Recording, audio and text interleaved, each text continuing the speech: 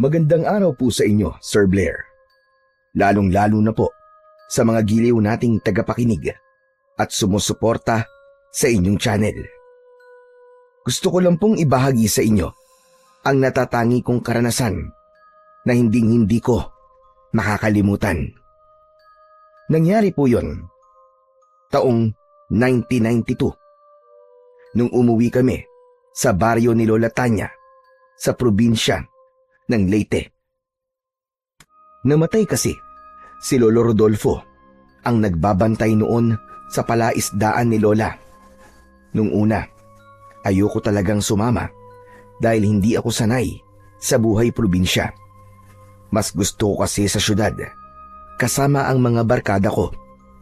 Pero wala naman akong ibang matutuluyan, kaya napilitan na rin akong sumama. Pagdating namin doon, ay nanibago ko sa mga tao. Iba kasi silang makatingin na para bang kakainin kami ng buhay. Mabuti na lang at medyo malayo ang palaisdaan. Nasa gitna iyon ng kakawyan, malapit sa malawak at malaking lawa. Doon nagsimula ang mga kakaibang pangyayari. Mga karanasang muntik ng ikapahamak namin ni Lola Tanya. Bago ko po ituloy ang kwento, gusto ko lang pong sabihin na binago ko po ang pangalan at lugar para sa kaligtasan ng mga taong naroon. Kilalanin niyo na lamang po ako sa pangalang Nera. At ito ang aking kwento. Lola, malayo pa po ba tayo? Oo, Tanya, malayo pa. Pagod na po kasi ako sa paglalakad eh. Magpahinga naman po tayo. Magpahinga. Tiisin mo na lang muna ang pagod, Nera. Mas mahirap kung aabutin tayo ng pagdilim sa daan. Lola, mas mahirap po kung mawalan na po ako ng malay dahil sa sobrang pagod. Sus Mariosep na batang ito naman, oh. Ano ba problema mo? Para ngayon ka lang naman napagod, ah. Eh kasi naman po, Lola eh. Masyado po mabigat yung dala kong bag. Idagdag pa po ang maraming sanga ng puno na nakaharang po sa dinadaanan natin. Ay, naku kang bata ka. Puro ka na lamang reklamo. Ginagawa mo lang yata yan para iparamdam mo sa akin na ayaw mo talaga sa baryo namin ng lolo mo. Hindi naman po sa ganun, Lola. Hindi rin po ako nagrereklamo. Sadyang mabigat lang po talaga tong bag nyo eh. Ano po ba kasing mga laman nito? Wala lang yan. Magagamit natin yung pagdating ng oras. Tsaka konting minuto na lang naman ang titiisin mo at malapit na tayo makarating sa palaisdaan. Ay nako, para bang hindi po ako tatagal sa baryong to eh. Isa pa, ganito po ba talaga ang lugar nyo, Lola? Para bang ang hirap po ng pamumuhay ng mga tao rito. Sos, sa una lang yan, Apo. Dahil hindi ka pasanay. Kapag matagal ka nang naninirahan dito, pasasaan ba't masasanay ka rin? Magugustuhan mo rin ang buhay dito. Baka ikaw pa mismo ang magsabi sa akin na dito na lang tayo tumira. Naku, Lola, kahit kailan, hindi ko po gugustuhin na tumira dito. Hindi po ako mabubuhay sa lugar na to na walang kuryente. Basta kapag natapos na po ang problema natin dito, uuwi na po tayo. Babalik na po tayo sa Maynila, ah. Gusto ko po, mangako po kayo, Lola. Iha, wag mo nang ipilit ang gusto mo. Hindi ko ba ipapangako sa'yo na makakabalik kagad tayo sa Maynila? Tsaka walang mangyayari sa'yo kung panay ang reklamo mo. Kung ay dinadaldal mo dyan, ay isinasabay mo sa paghakbang ng iyong mga paa. Aba, baka kanina pa tayo nakarating sa palaisdaan. Ano ba yan? Pati ba naman ang pagdadaldal ko napansin niyo pa? Tsaka hindi naman po akong dahilan kung bakit po tayo natatagalan eh. Kundi sa klase ng lugar na pinagtayuan nyo ng palaisdaan. Kung bakit ba naman po kasi sa dinami-rami ng pagtatayuan nyo ng palaisdaan, eh sa gitna pa ng kakawiyan. Yung malayo sa kalsada at kailangan panlakarin ng kalahating oras bago marating. Ay, nako. Wala na talaga mailusot na katwiran sa'yo. Alam mo, Iha, para sa kaalaman mo, maganda at presko ang paligid na palaisdaan. Isa pa, malapit yun sa lawa. Eh bakit naman po ang ibang palaisdaan, Lola? inilalagay nila malapit sa dagat at ilog. Sus, tama na nga ang pagtatanong mo, Nera. Mas lalo lamang ako mapapagod sa'yo. Wala na akong nagawa nung mga sandaling yon, kundi ang manahimik na lang. Ipinagpatuloy namin ang paglalakad habang nasa unahan ko si Lola. Pasado 5:00 na yon ng hapon. Nasa gitna pa rin kami ng kagubatan. Yun din ang unang pagkakataon na nakarating ako sa ganoong klaseng lugar. Kaya pakiramdam ko, ng mga oras na yon, pinahihirapan ako ng aking lola. Ang masaklap ng mga panahong yon, ni isang bahay ay wala akong nakitang nakatayo. Hindi katulad kanina na halos pagpiestahan kami ng mga tao sa sakayan ng jeep. Yun nga lang, masasama naman po ang tingin nila sa amin. Sobrang nakakatakot po talaga ang lugar na yon. Habang naglalakad kami, ay panay rin ang pagtingala ko sa mataas na punong aming dinaraanan. Kaya mas lalo kong nag-alala sa lugar na pupuntahan namin. Isang antingerang manunugis ng aswang ang aking lola.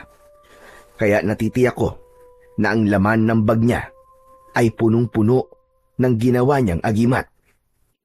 Bilisan mo na nga maglakad. Malapit na tayo. Malapit. Puro na lang po kayo malapit eh. Basang-basa na nga po ng pawis yung likod ko. Hanggang ngayon di pa rin tayo nakakarating. Ang pangit ko na oh. Para na po akong iniluwa ng sawa. Sus, nagsimula na naman ang babaeng reklamador. Wala pa ito sa kalahatian kapag tinuturuan kita doon sa pagsasanay sa paghawak ng iba't ibang klaseng sandata. Ang kaso, hindi pa laging natutuloy dahil panay din ang reklamo mo. Isipin mo na nga lang na bahagi ito ng pag-iensayo mo. Naku Lola, hindi ko na po kailangan ng pagsasanay. Pagod lang yun eh. Para saan itong mga agimat nyo? Kung kailangan ko magpagod para magkaroon ng kakayahan, di ba sabi nyo po, magkakaroon po ako ng kapangyarihan kapag meron na ako nito? Kasabay po ng kapangyarihan yon ay magkakaroon din po ako ng mga kakayahan. Sana sa susunod po, kung gagawa ulit kayo ng agimat, ang gusto ko po Lola, yung magkakaroon po ako ng kakayahang lumipad ng mataas nang hindi ko na po kailangan maglakad ng ganito kalayo. Mataas ba ka mo? O sige, gagawa ako ng ganung agimat para kapag bumagsak ka, malakas din ang lagabog mo sa lupa. Lola naman seryoso po ba kayo? Oo naman, hindi ba't ikaw itong nangangarap na gising? Kaya sinakyan ko lang ang mga kalokohan mo. Kalokohan daw? Hindi po kalokohan ang mga sinasabi ko. Totoo po talaga yun. Yun po ang gusto ko, Lola. Hay nako, ba't ba ang kulit-kulit mo, Nera? Bakit hindi mo nalang pag-aralan ng ritual at orasyon para mas matuto ka? Alam ko na po ang lahat Sanay na po ako sa pagsambit ng mga orasyon at ritual nyo. Bata pa lang ako noon, ay madalas na akong turuan ng aking lola sa pagsasagawa ng ritual. Kaya sa murang edad, ay alam ko na ang tungkol sa mga elementong nilalang ng kadiliman. Kaya naman, sanay na rin ako sa mga kakaibang gawain ng aking lola. Sa katunayan, ay suot ko ang isang agimat na madalas ay nakikita kong dinadasalan niya. Yun daw ay isang orasyon na magbibigay ng karagdagang bisa sa taglay nitong kapangyarihan. Sa kabila ng maraming istorya na ibinabahagi niya sa akin, kahit na kailan ay hindi pa ako nakakakita ng totoong aswang. Minsan ay naisip ko na baka hindi naman talaga totoo ang nilalang na nagtatago sa dilim, na kaya sinasabi sa akin ni Lola yon para matakot akong lumabas ng gabi at hindi na sumama sa mga kaibigan ko. Hindi niya gusto ang mga kaibigan ko dahil wala raw mabuting maidudulot sa akin ang mga kabarkada ko. Kaya hanggang ngayon ay hindi ko pa rin nasusubukan gamitin ang aking sariling agimat. Maya-maya pa ay saglit kaming tumigil sa paglalakad. Sige na, magpahinga na muna tayo dito kahit ilang minuto lang. Pahingi nga ako ng tubig, Apo. Agad kong kinuha ang plastic bottle sa daladala kong bag. Saka iniabot yon kay Lola. Pagkatapos ay naupo kaming dalawa sa ugat ng malaking puno. Habang nagpapahinga kami, ay biglang nagsalita ang aking lola. Alam mo ba, Apo? Matagal na panahon na rin akong umalis sa baryong ito. Pero sa tingin ko, ay wala pa rin nagbago. Magsasalita na sana ako, pero bigla ang pagbundol ng kaba sa aking dibdib. Naramdaman ko kasi ng mga sandaling yon ang isang mabigat na enerhiya. Para bang may nakasunod sa amin at lihim na nagmamatsyag sa bawat galaw namin. Kaya naman, mabilis kong inilinga ang paningin ko sa paligid. Hindi naman yun nakaligtas sa pakiramdam ng aking lola. Kung ano man ang napapansin mo sa paligid, Apo, magkunwari ka na lang na wala kang nararamdaman o nakikita. Masanay ka na rin sa agimat mo na palaging magbibigay sa iyo ng ganyang klaseng pakiramdam. Ipapaliwanag ko sa iyo lahat kapag nakarating na tayo sa palaisdaan. Ano po, Lola? Teka, hindi ko po kayo maintindihan eh. Mas makakabuting magkunwari ka na wala kang nararamdamang presensya sa paligid kesa mag-usisa pa dahil hindi ka pa handa na makakita ng aswang na kanina pang nakasunod sa atin. At kailan dahilan kung bakit kailangan natin magmadali? Mas mahihirapan tayo maglakad kung aabutan tayo ng pagdilim sa daan. Ngunit huwag ka mag-alala. Hanggat nandito ako, walang masamang mangyayari sa iyo. Halika na, Apo. Umalis na tayo rito. Sa pagkakataong yun, mas lalong tumindi ang kaba sa aking dibdib. Alam ko, kapag nasa probinsya ay meron na masasamang elemento na nagbabantay sa paligid. Inisip ko na baka sa pagkakataong yun ay makakakita na ako ng aswang. Kapag nangyari yun, magagamit ko na ang agimat ko. Pero habang naglalakad kami, ay bigla rin nawala ang mabigat na enerhiya na nararamdaman ko kanina. Pagkalipas ng halos kalahating oras na paglalakad namin, sa wakas ay narating namin ang kinaroroonan ng palaisdaan. Bahagya akong nagulat sa itsura nun, lalo na sa itsura ng bahay ni Lola Tanya. Isang sementadong mansyon ang nakita ko at base sa pagkakasuri ko, sinaunang estilo yun ng bahay. Para bang panahon pa yon ng Kastila. Malungkot at masyadong tahimik ang paligid nun. Kaya naman, hindi ko na naiwasan na hindi magtanong sa aking lola. Lola Tanya, hindi ko po akalain na malaki po pala ang bahay niyo rito. Bakit po ba kayo umalis dito sa baryo? Umalis ako sa lugar na ito dahil sa iyo, Apo. Hindi ka na kasi kayang alagaan ng nanay mo noon dahil sa malubhan niyang karamdaman.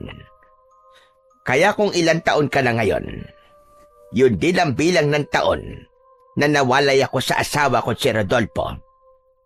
Nawala ako sa lolo mo dahil nagkahiwalay kami at namuhay siyang mag-isa rito. Akala ko kapag namatay si Lisa, ay makakabalik na ako sa piling ng lolo mo.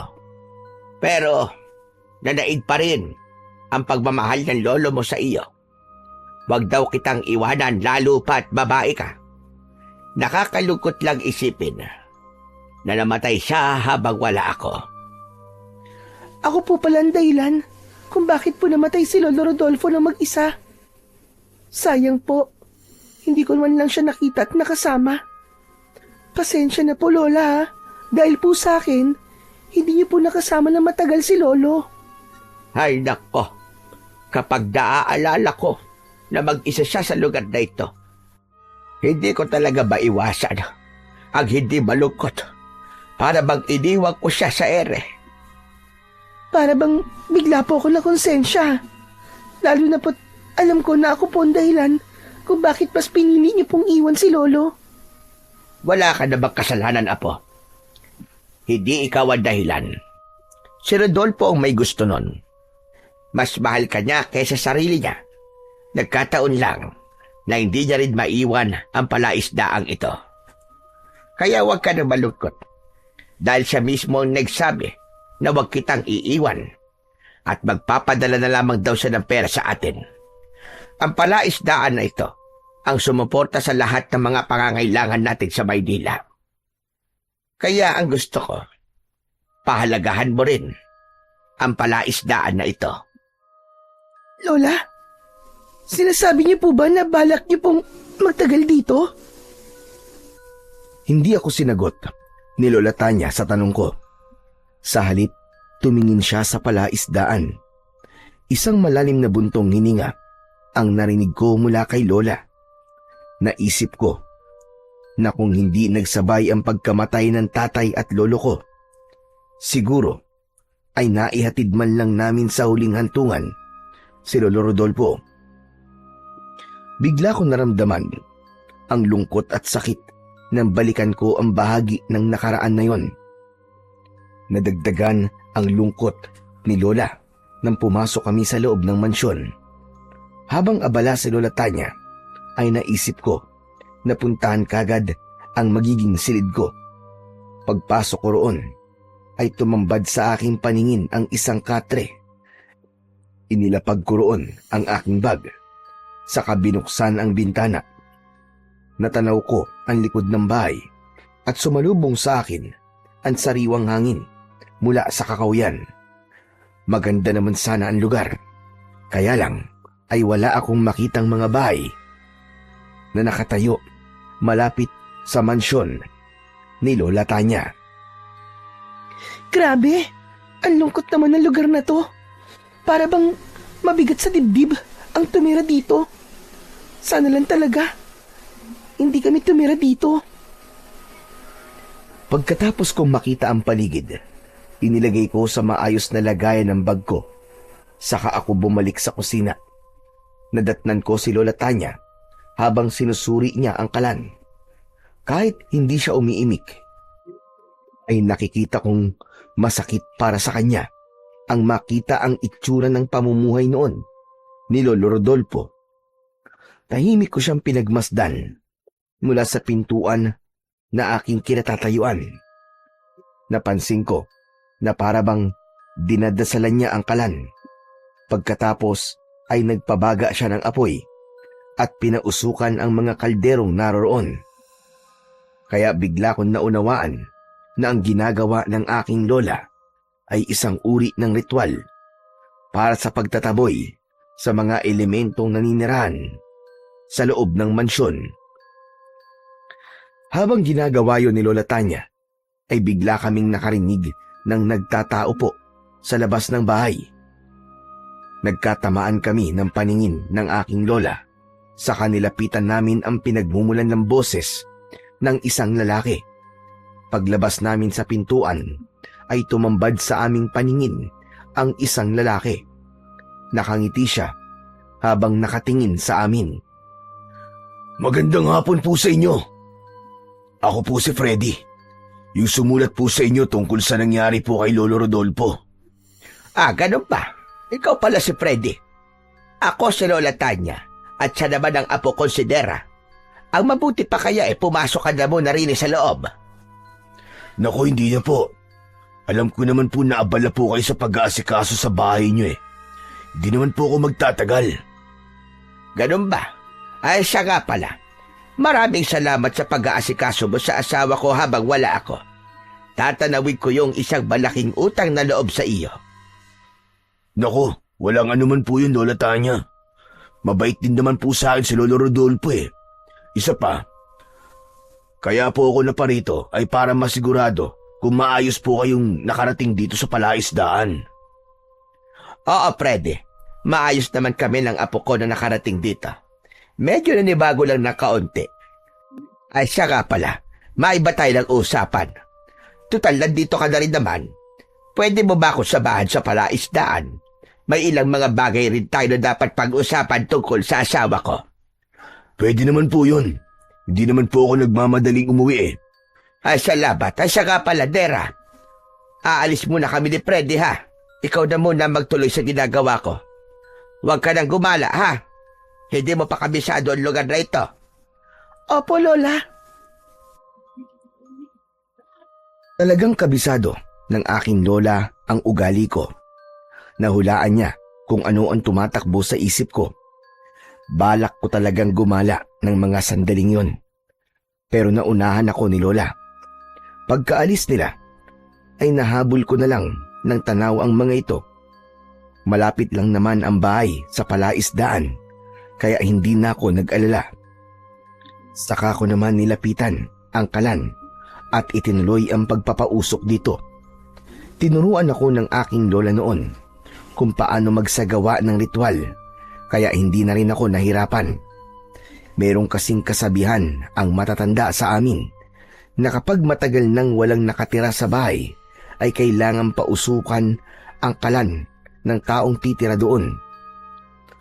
Yun daw ang ritual ng pagtataboy sa mga masasamang elemento na nakatira sa mansyon, lalo na kung namatay ang unang nakatira doon. Habang abala ko sa pagpapausok ng kalan, ay bigla kong naramdaman ang presensyang naramdaman ko kanina. Sa bandang likuran ko yun, kaya napalingon ako at nahagip ng aking paningin ang isang anino na nagmamadaling tumakbo papalapit sa bintana. Mabilis na lumukso ang anino na yon palabas ng bahay. Dala ng aking kuryosidad, nilapitan ko yon at saka sinilip. Iba ang dating sa akin ng anino na yon. Para bang hinihila niya ako na sumunod sa kanya. Wala naman sigurong masama kung susundan ko siya. Hindi naman malalaman ni Lola kung aalis ako, din mamaya pa naman ang balik niya. Hindi na nga ako nagdalawang isip. Sa bintana rin ako dumaan, kagaya ng madalas kong ginagawa kapag tumatakas ako sa akin lola. Pagbagsak ko sa lupa, ay napansin ko ang malawak na kakahuyan sa likod ng mansyon. Pero hindi ako nagpaawat. Malalaki ang hakbang ng mga paa ko na sinundan ko ang nilalang na tumakbo roon hanggang sa maglaho siya sa paningin ko. Teka, saan na kaya siya nagpunta? Ang bilis naman niyang mawala. Inilinga ko ang paningin ko sa paligid. Napilit inaaninaw ang bawat sulok ng kagubatan. Huli na nang mapansin kong malayo na pala ang natakbo ko. Nag-alala kong napatigil sa paghahanap sa anino na yon at ang pagod ay biglang napalitan ng takot. Naku, lagot na. Lagot na talaga ako nito. Bakit kasi sinundan ko pa yung aninong yun eh? Nasaan na kaya siya? Ano kaya ang lugar na to? Diyos ko, pati ang daan, hindi ko na rin matandaan. Saan na kaya ako ngayon dadaan para lumabas sa kakawiyang to? Ihakbang ko na lang sana ang mga pako nang bigla akong nakarinig ng kaluskos sa bandang kahoy na nakatumba sa lupa. Dahan-dahan ko yung nilapitan dahil inisip ko na baka doon nagpunta ang anino na sinundan ko kanina. Ngunit ang kaluskos na naririnig ko ay nauwi sa tunog ng pagnguya na para bang may butong nadudurog sa loob ng bibig ng isang nilalang na kumakain doon. Hindi ko inaalis ang paningin ko, ngunit halos mabingi ako sa tibok ng aking puso. Bigla kong naramdaman ang kilabot sa buo kong katawan. Inisip ko na baka may aswang, kaya kinapa ko ang kwintas ko sa aking leeg. Yun ang agimat na magsisilbi ko sanang proteksyon, ngunit naiwala ko yun. Mas lalong tumindi ang nararamdaman kong takot. Aatras na sana ako para lumayo sa ingay na naririnig ko, nang biglang lumitaw ang nilalang mula sa likod ng puno. Direkta siyang tumingin sa akin. Ipinakita niya kung paano niyang nilalantakan ang laman loob ng kaawa-awang usa. Nang mga sandaling yon, ayaw gumana ng isip ko. Nagulat ako dahil alam ko na hindi siya ordinaryong nilalang, kundi isang aswang. Diyos ko! Aswang! Huwag kang lalapit! Diyan ka lang! Biglang nanigas ang aking mga binti. Habang pinagmamasdan ko ang nilalang, nakangisi siyang humahakbang papalapit sa akin. Habang ang mapula niyang mga mata ay nanlilisik na nakatingin din sa akin. Umangil siya ng malakas na paatras ako at nakataas ang aking kanan na kamay na para bang sa pamamagitan nun ay magagawa ko siyang pigilan na lumapit sa akin. Takot na takot ako ng mga sandaling yon. Wag! Parang awa mo na! Huwag mo akong sasaktan! Nakikiusap ako! Huwag kang lalapit! Huwag kang lalapit! Imbis na tumigil sa paglalakad ng aswang, ay bigla siyang sumugod sa akin. Hinawakan niya ang tigkabilaan kong braso at ubod lakas niya akong kinagat sa balikat. Naramdaman ko ang pagbaon ng mahahaba niyang pangil sa laman ko. Dahilan para mapasigaw ako sa labis na sakit. Idagdag pa ang mga kuko niya na bumabaon sa braso ko. Wala na akong nagawa kundi ang magpumiglas. Sa bilis kasi ng pangyayari ay hindi kagad ako nakaisip ng paraan para lumaban. Sinipa ko ang masela na parte ng kanyang katawan. Napabaluktot siya sa labis na sakit at umangil ng malakas. Sinamantala ko naman ang pagkakataon na nabitiwan niya ako. Bago ako umalis, sinipa ko ang kanyang muka, dahilan upang bumagsak siya sa lupa. Agad na akong tumakbo ng mabilis, papalayo sa aswang na yon. Habang tumatakbo, ay dinig na dinig ko ang malakas niyang pag-angil. Wala na akong pakialam kung saan man ako makarating. Ang mahalaga ay makatakas ako sa aswang na yon. Naramdaman ko ang mainit na likido na umaagos sa balikat ko at hindi ko na naiwasan ang hindi maiyak. Habang tumatakbo ay bigla kong naisip ang aking lola. Lola, tulungan niyo ako. Nasaan ang labasan ng gubat na to? Diyos ko, tulungan niyo po ako. Dahil takot at natataranta ako ng mga sandaling yon, ilang beses akong nadadapa dahil hindi ko na halos makita ang daan. Madilim na ng mga oras na yon na lalong dumagdag sa takot na nararamdaman ko. Hanggang sa bigla ko na lamang naramdaman ang kuko ng aswang na kumalmot sa likod ko. Bumagsak ako ng pasadsad sa lupa. Patihaya akong nahiga at ganun na lamang ang panlalaki ng mata ko nang makita kong naabutan na pala ako ng aswang. Tulong! Tulungan niyo ako! Lumayo ka sa akin, aswang ka! Huwag kang lalapit! Lumayo ka! Sumigaw ako ng malakas, pero pakiramdam ko ay ako lang ang nakakarinig sa boses ko.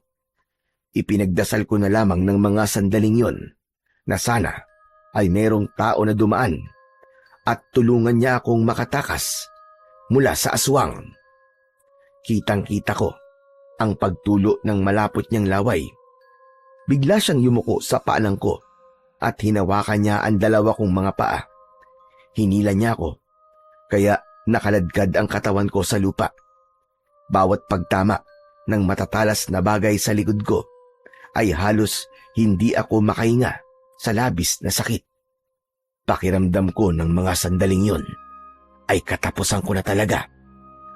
Takot na takot ako at nagsisisi na hindi ako nakinig sa lola ko. Tama na! Nakikiusap ako! Tama na! Tulong! Tulungan niyo pa ako! Saklala! Sa kabila ng pagsigaw ko, ay patuloy lang ang nilalang sa paghila niya sa aking mga paa. Kahit nanlalabo na ang paningin ko, alam ko na dadalhin niya ako sa masukal na kakauyan para doon ay patayin. Sinubukan ko pa ring magpamiglas, ngunit malakas talaga ang kanyang kamay. Hanggang sa marinig ko ang boses ni Freddy, bigla kong nabuhayan ang loob. "Pakawalan mo ang babaeng yan! kung ayaw mo mamatay. Freddy! Tulungan mo ako, Freddy! Nera, huwag ka mag-alala. Ililigtas kita. Tumingin sa akin si Freddy at bumakas sa mukha niya ang pag-aalala. Nasa hindi kalayuan siya ng kinaroroonan namin ng aswang. Saglit na tumigil ang nilalang. Binitiwan niya ang mga paa ko at bigla siyang lumukso papunta sa kinatatayuan ni Freddy. Kitang-kita ko kung paano nakipaglaban ang binata sa nilalang. Bawat pagtama ng suntok ni Freddy sa katawan ng aswang ay napapaangat ang paa nito sa lupa. Sa tingin ko ay malakas kung sumuntok ang binata. Habang nagpapambuno ang dalawa, ay dumating naman si Lola Tanya. Galit na galit niyang hinarap ang aswang. Ginamit ng aking lola ang agimat niya at sa unang pagkakataon ay nasaksihan ko kung paanong nasunog ang katawan ng aswang. Naiwan si Freddy na nakatayo sa pinagbagsakan ng abo ng aswang. Habang si Lola Tanya naman ay nag-aalala na lumapit sa akin.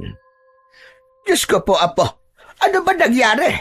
Bakit ka nagpunta rito? Hindi ba't sinabi ko sa iyo na huwag kang gagala sa lugar na ito? Patawarin niyo po ako, Lola. Patawarin niyo po ako. Hindi ko po sinasadya. Dala ng labis na takot at sakit na nararamdaman ko, hindi ko na napigilan ang hindi yumakap kay Lola Tanya. Wala akong pakialam kung makita ni Freddy ang pag-iyak ko. Basta ang alam ko ng mga sandaling yon, sobra akong nagpapasalamat dahil buhay pa ako. Maya-maya pa ay narinig ko ang yabag ng paa ni Freddy papalapit sa amin ni Lola. Tara na po, umalis na po tayo rito. Baka po meron pang dumating na mga aswang sa lugar na to eh. Hala, sige na.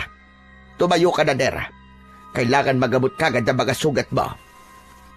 Nagulat na lamang ako nang bigla akong binuhat ni Freddy. Nahihiyaman ay binaliwala ko ang ginawa niya. Ang mahalaga ay hindi na ako maglalakad para bumalik sa mansyon. Kasunod namin si Lola Tanya na panay ang paglinga sa paligid. Pagkalipas ng ilang minutong paglalakad, sa wakas ay narating namin ang mansyon. Agad akong dinala ni Freddy sa loob ng aking silid. Pagkatapos si Lola Tanya naman ay mabilis na naghalungkat ng mga gamot sa bag ko. Inilabas ng matanda ang 3 bote na meron na kulay pulang likido. Nang maintindihan ni Freddy na gagamutin ako ni Lola Tanya, ay mabilis siyang lumabas ng kwarto ko. Kaming dalawa na lamang ni Lola Tanya ang nasa loob ng aking silid. Agad niyang binuksan ang takip ng bote at naamoy ko ang mabangong singaw ng laman nun. Yun ang dinikdik na katas ng ilang-ilang na merong kasamang orasyon. Mabisang gamot yun sa sugat na gawa ng aswang. Huwag kang malikot at nilinisan ko muna ang sugat mo. Kailangan mapigilan ko ang pagkalat ng lason. Naramdaman ko ang paghawi ng aking lola sa damit ko. Pagkatapos ay nilinisan niya ang sugat ko. Nang matapos siya sa panggagamot sa akin, ay nagtanong ako sa kanya tungkol sa nilalang na umatake sa akin kanina. Lola, ano pong klaseng nilalang yun? Bakit po may ganun po sa baryong ito? Sila ang mga aswang na kung tawagin dito ay Darkula. Isang nilalang na kumakain ng laman loob ng tao. Kalahi sila ng mga aswang na mandurugo. Sila ang mga nilalang na merong kakayahang manggaya ng muka at pagkatao ng nagiging biktima nila. Kahit isa pa yung hayop, basta napatay nila, ay magagawa nilang kopyahin yon. Ang napatay niya po ako kanina. Marahil, nagaya na po niya mukha ko. Oo, Apo. Kaya nga sobra ako nag-alala sa'yo. Akala ko talaga hindi na kita makikita. Hindi ko po akalain na makakita kagad ako ng aswang sa baryong ito, Lola. Totoo po pala yung mga sinasabi nyo. Ang akala ko po talaga niloloko nyo lang ako. Ganun po pala kumilos ang aswang. At kakaiba po ang kanyang anyo. Sobrang nakakatakot po. Nakakakilabot ang kanyang huni kanina. Pero nang makita ko po na nasunog siya sa agimat nyo, naisip ko po na mahalaga palang magkaroon ng isang agimat. Nang mabanggit ko ang tungkol sa agimat, ay saka ko lang naalala na nawawala na ang agimat ko. Hindi rin yun nakaligtas sa paningin ng aking lola. Teka, sandali lang. Nasaan nga palang agimat mo, Hanera? Pasensya na po, Lola. Hindi ko po namalayan na naiwala ko ang agimat kanina. Diyos ko na ba na bata ka, oo? Bakit naman naiwala mong agimat na yon? Hindi mo ba alam na mahalaga yon? Kaya ka napahamak kanina dahil nawala ang nagsisilbi mong proteksyon laban sa aswang. Pasensya na po talaga, Lola. Hindi ko naman po yun sinasadya eh. Tsaka, ano po bang inaalala nyo?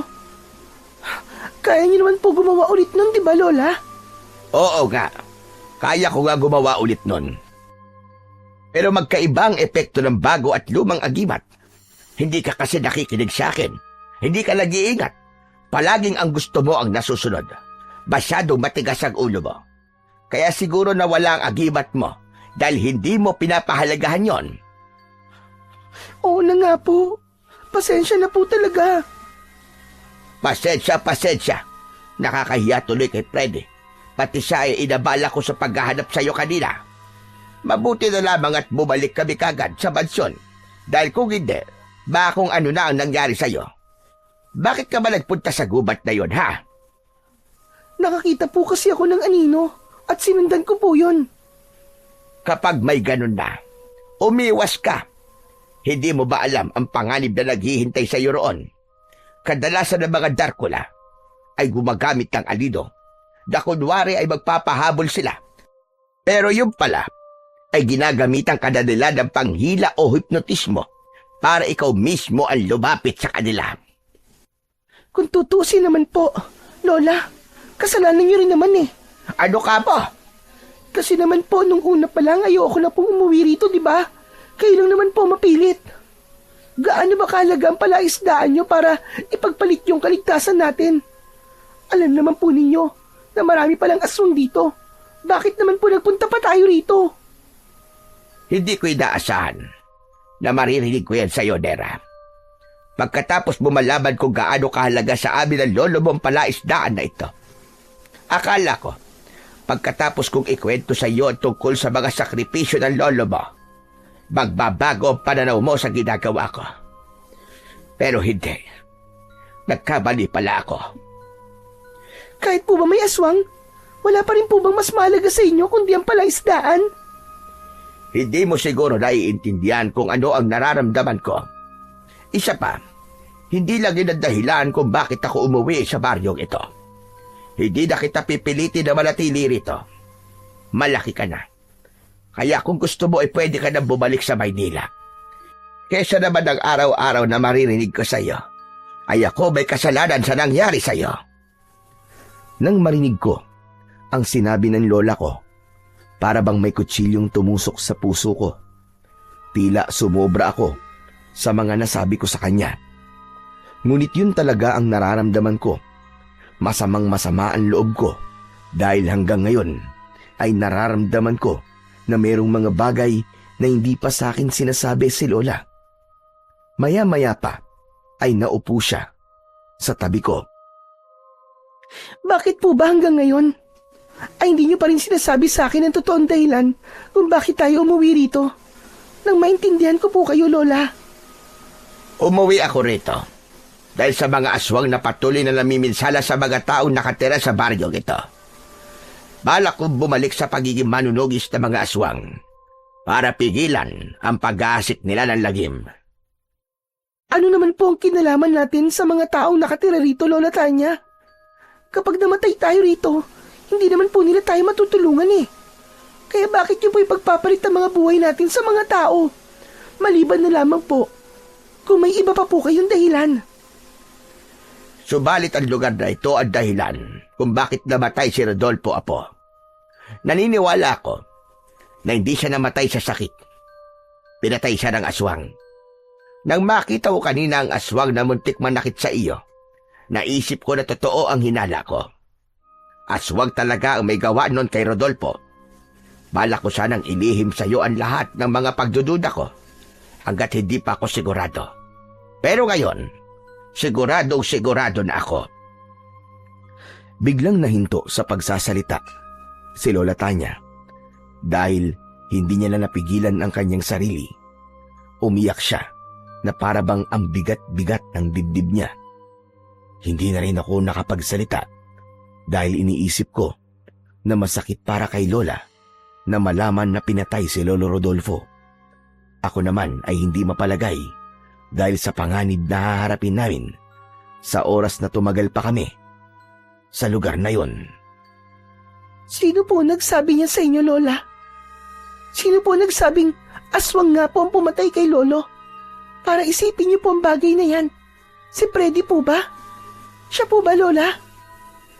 Tumango ang lola ko bilang tugon sa aking tanong. Saka ko lamang naalala si Freddy na nasa labas lamang ng silid ko. Dahan-dahan akong bumaba ng katre at pinilit kong maglakad. Sinubukan ni Lola Tanya na pigilan ako. Ngunit gusto kong marinig mula kay Freddy ang mga nalaman ng aking lola tungkol sa lolo ko. Iniwan ko ang matanda sa loob ng kwarto habang umiiyak. Samantala paglabas ko naman ng pintuan ay nakita ko kagad si Freddy na nakaupo sa mahabang bangko sa harap ng lamesa. Nasa kusina siya at malayo ang tanaw sa labas. Bagya pa siyang nagulat nang bigla akong nagsalita. Freddy, pwede ba tayo mag-usap? Napatayo ang lalaki at humarap sa akin. Baka sa mukha niya ang pag-aalala nang makita ang sugat ko sa balikat. Pero nang makita niya na seryoso ang mukha ko habang nakatingin sa kanya, lumikot ang mga mata niya. Hindi siya makatingin sa akin. Sa halip ay mas lumapit pa ako sa kanya. Hinawakan ko ang mga kamay niya. Alam kong narinig mo mga pinag-usapan namin ni Lola. Kaya gusto kong malaman kung may katotohanan ba mga sinabi niya. Ikaw ang alam kong huli niyang nakausap kanina. Kaya alam ko na ikaw ang nagpatibay sa hinala ni Lola Tanya, tama ba? Oo, ako nga nagsabi kay Lola. Totoo na aswang ang pumatay kay Lolo Rodolfo dahil ako mismo ang nakakita at nag-asikaso sa bangkay niya. Yun ang totoong dahilan kung bakit pinilit ko si Lola Tanya na umuwi rito. Ayaw mo bang marinig kung paano siya namatay? Kung ano ang itsura niya nang makita ko siya? Oo, Freddy. Gusto kong malaman kung ano ang totoong nangyari kay Lolo para mas maintindihan ko kung bakit kailangan naming manatili rito. Bumalik sa pagkakaupo sa bangko si Freddy. Ako naman ay naupo sa tabi niya. Sa kanya sinagot ang tanong ko. Natagpuan ko siya na nagpapalutang-lutang sa palaisdaan niyo. Nung una ay nakala ko na nalunod lang siya. Pero nang kunin ko ang katawan niya, nagulat ako sa mga natuklasan ko. Wala na ang laman loob niya, wakwak ang dibdib niya, at halos hindi na siya makilala dahil sa ilang araw na pagkakalutang niya sa tubig. Diyos ko, ang lolo ko. Kawawa naman ang lolo ko. Parang nanikip ang dibdib ko ng mga oras na yon nang marinig ko ang mga sinabi ni Freddy. Masaganang luha ang umagos sa aking pisngi. Bigla kong naintindihan kung gaano kasakit at kahirap ang pinagdadaanan ng lola ko. Naramdaman ko ang paghawak ni Freddy sa balikat ko. Saka ako tumingin sa kanya habang may luha ang aking mga mata. Nakikiramay ako sa nangyari kay Lolo Rodolfo mo. Napamahal na rin siya sa akin dahil matagal ko siya nakasama. Pero alam mo, ang totoo niyan, nagipango na yung sospek ako sa pagkamatay niya. Ikinulong ako ng 2 araw, ngunit pinalabas din ako matapos mapatunayan na inosente ako. Idagdag pa na habang nasa kulungan ako ay muling naulit ang nangyari sa lolo mo. Dito rin sa palaisdaan niyo. may isa na naman bangkay na tagpuan. Kaya simula nun ay naging palaisipan sa mga pulis at sa mga tao na nakatira rito kung bakit sa palaisdaan nyo madalas natatagpuan ang katawan ng mga biktima. Diyos ko, bakit sa palaisdaan pa namin? Ano bang meron sa palaisdaan? Hindi ko rin alam, Nera. Patuloy na kumukuha ng buhay ang palaisdaan nyo. Dahil doon, balak ng mga tao na ipasara ito. Kaya naman, napilitan akong sulatan na si Lola Tanya. Hindi ba nila sinusubukan na alisan ng tubig ang palaisdaan namin? Bakit naman nila gagawin yun eh? Wala si Lola Tanya. Hindi sila maaaring kumilos nang wala ang may-ari. Alam ba nila na merong aswang na darkula sa baryong ito?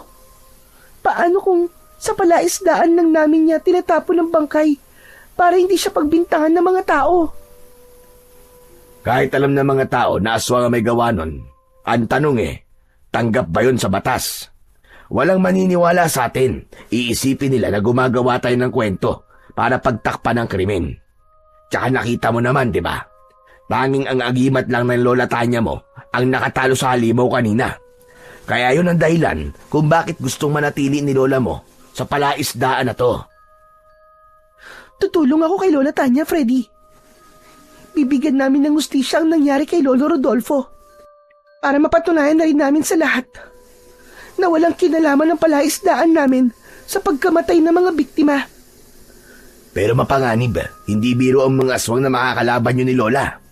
Wala na akong pakialam, Freddy. Ang mahalaga ay hindi maipasara ang palaisdaan.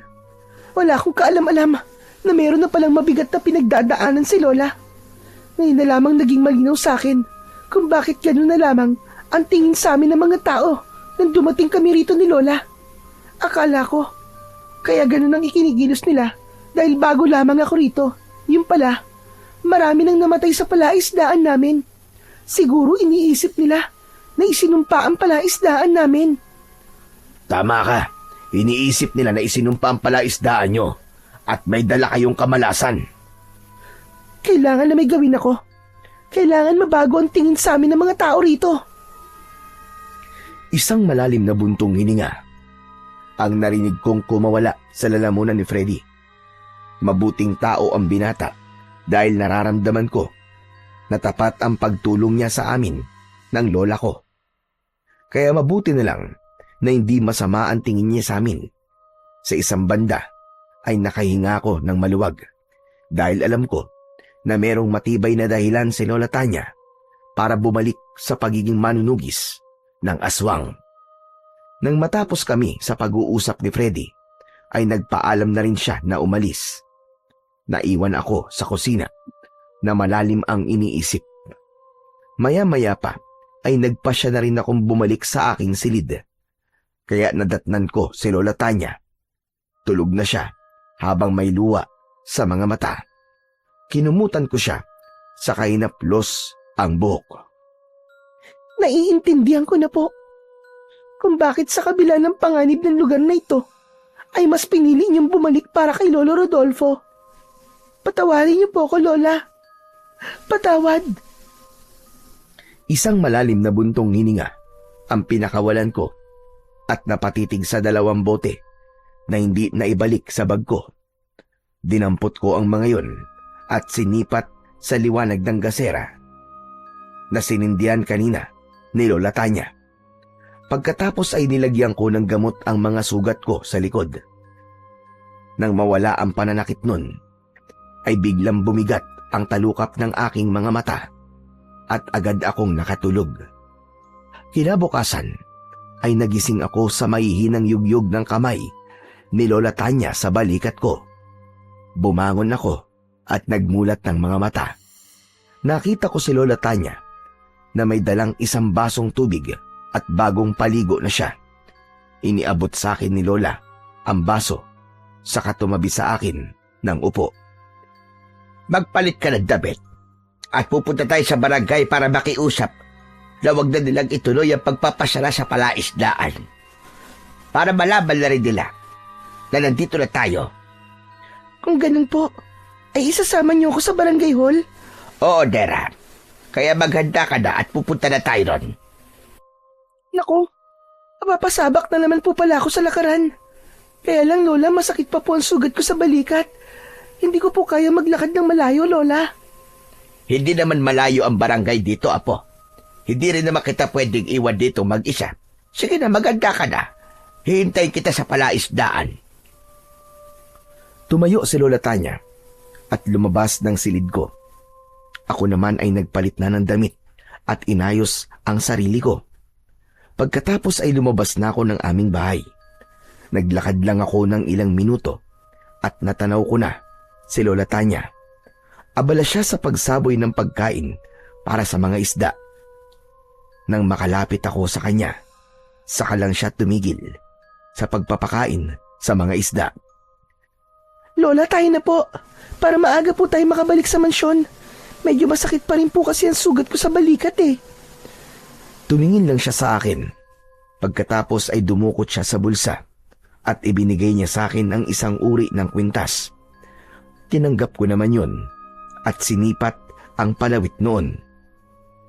Isuot mo yan at wag na wag mo nang iwawala. Yan ang mutya ng salabay na magbibigay proteksyon sa iyo para hindi na maulit ang mga nangyari kagabi. Kahit papano ay mababawasan niya ng sakit ng sugat mo. Hala, sige na.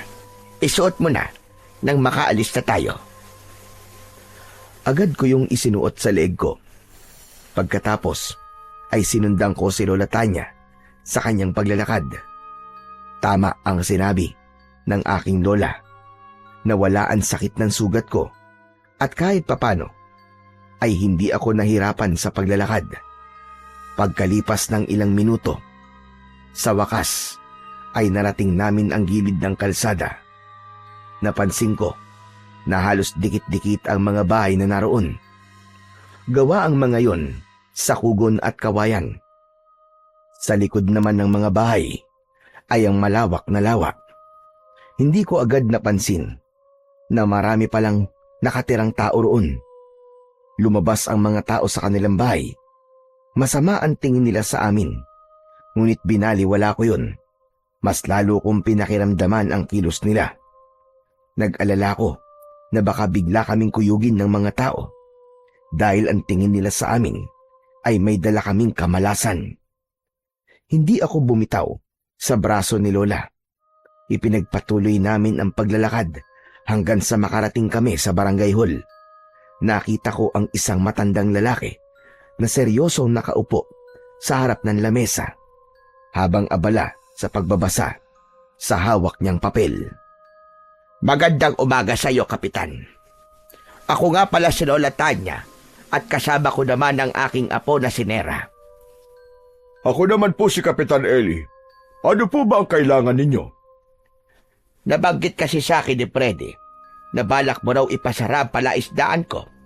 Yun ay dahil sa mga nangyari sa mga taong natatagpo ang patay doon. Ah, kayo po pala nagmamay-ari nun. Akala ko kasi sa Maynila na kayo maninirahan. Nasabi na pala ng anak ko sa inyo ang tungkol sa palaisdaan. Bueno, kayo naman po ay nandito na. Wala na pong dahilan para ipasara yun. Ngunit sa oras na merong mamatay ulit sa lugar na yon, kayo na po mananagot sa amin. Alam niyo po kasi, ang taong bayan ang nakiusap sa akin na kung maaari ay ipasara na yon. Pero kung tatanggapin naman po ninyo ang responsibilidad sa sinasabi ko sa inyo, ay pagbibigyan ko po kayo. Hindi ako makapaniwala. Natatay pala ni Freddy si Kapitan Eli. Wala namang kasing binabanggit sa akin ang binata. Sa pagkakataong yun, ay gusto ko sanang tumutol sa sinabi niyo ni Kapitan. Ngunit naunahan akong magsalita ni Lola. Alam ko naman kung ano ang inaalala mo, Kapitan. Kaya nakahanda ako sa responsibilidad na sinasabi mo. Bigla akong nag-alala sa sinabing yun ng aking lola. Tutol ako sa pagtanggap niya sa responsibilidad. Mahirap yun, lalo na kung buhay ng tao ang pinag-uusapan. Akma na sana akong magsasalita, ngunit hinawakan ni Lola ang aking kamay. Tumingin siya sa akin, para bang pinipigilan niya ako na wag makialam. Kaya naman, wala na akong nagawa, kundi ang manahimik na lang sa isang tabi. Hindi ko alam kung ano ang tumatakbo sa isip ng aking lola. Basta nagtiwala na lamang ako sa desisyon niya. Nang matapos sila sa kanilang mga pinagkasunduan, ay umalis na rin kami sa lugar na yon. Walang gustong magsalita sa aming dalawa. Nakatungo lang ako ng mga sandaling yon dahil ayokong makita ang mga taong nakatingin na naman sa amin. Habang tinatahak namin ang daan pabalik sa palaisdaan, ay hindi na ako nakatiis. Kinausap ko na si Lola. Lola, wala po ba kayong balak na ipaliwanag sa akin ang pagpayag niyo po sa kondisyon ni Kapitan Eli? Para ano pa? Para pigilan ako sa gusto kong mangyari. Talagang hindi po ako sumasang-ayon sa gusto niyo, Lola. Dahil ang kaligtasan niyo po ang inaalala ko. Paano? Kung meron na namang mamatay sa palaisdaan, sino po mananagot? Hindi po ba't kayo? Nera, Apo.